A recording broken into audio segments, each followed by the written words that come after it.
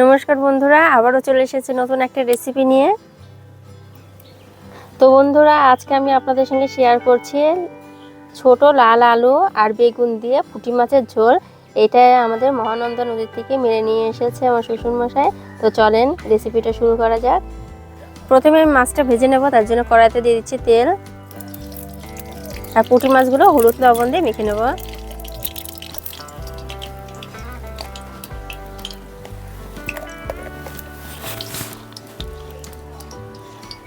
মাছগুলো এখন ভেজে নেব।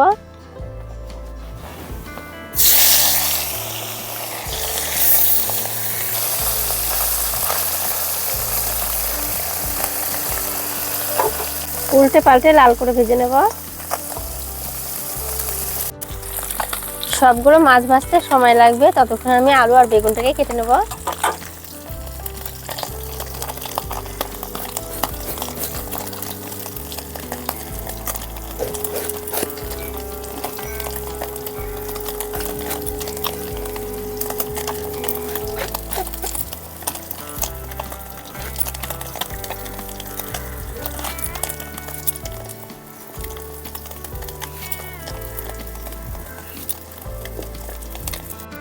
সবগুলো মাছ ভাজা হয়ে গেছে, এখন আলুগুলো ভেজে নেব। কড়াইয়ের মধ্যে দিয়ে দিলাম তেল।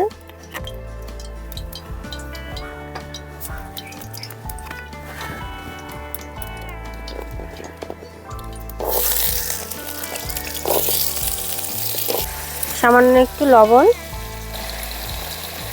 হলুদ গুঁড়ো, নাড়াচাড়া করে লাল করে ভেজে নেব। আলুটাকে খুব সুন্দর করে লাল করে ভেজে নিয়েছি, এখন তুলে নিচ্ছি। তারপরে ভেজে নেব আমি বেগুন।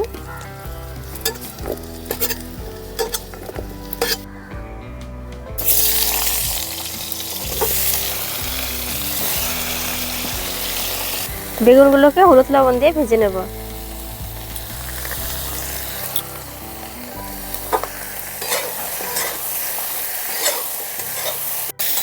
বেগুনগুলোকে খুব সুন্দর করে ভেজে নিয়েছি, এখন তুলে নিচ্ছি।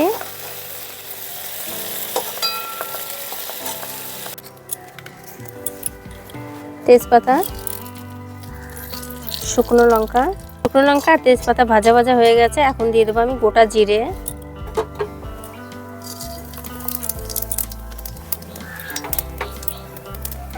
দিয়ে দিচ্ছি আদা বাটা। সব গুঁড়ো মশলাগুলো অ্যাড করব। শুকনো লঙ্কার গুঁড়ো,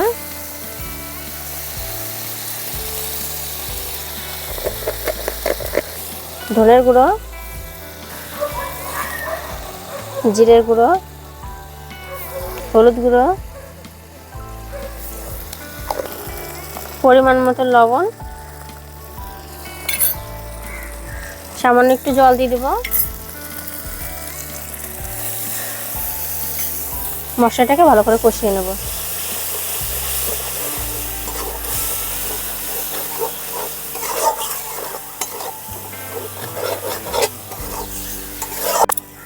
একটু সময় নিয়ে মশলাটাকে কষিয়ে নিয়েছি, আর দেখেন সাইড দিয়ে তেল ছেড়ে দিয়েছে। এই পর্যায়ে আমি দিয়ে দেবো টমেটো কুচি। আবারও ভালো করে মশলাটাকে কষিয়ে নেব। টমেটোটা দিয়েও খুব সুন্দর করে কষিয়ে নিয়েছি, আর এখন এই পর্যায়ে আমি দিয়ে দেবো জল। যতটা ঝোল রাখবেন ততটা জল দিয়ে দিবেন।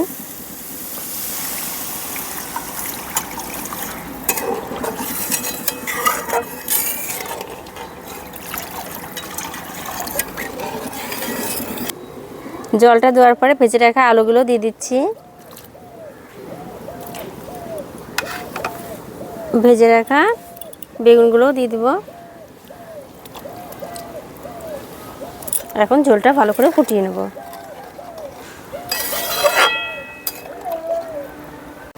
একটু সময় নিয়ে ঝোলটাকে ফুটিয়ে নিয়েছি খুব সুন্দর করে। এখন ভেজে রাখা মাছগুলো দিয়ে দিচ্ছি ঝোলের মধ্যে।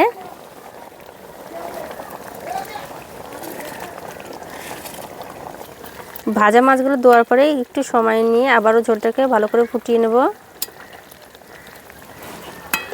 শেষমেশে দিয়ে দিচ্ছি ধনেপাতা কুচি। তো বন্ধুরা, এই পুঁটি মাছের রেসিপিটা আপনাদের কেমন লাগলো অবশ্যই কিন্তু কমেন্টে জানাবেন। আর এরকম নতুন নতুন রেসিপি পেতে আমার চ্যানেলটাকে সাবস্ক্রাইব করে রাখবেন। ধন্যবাদ।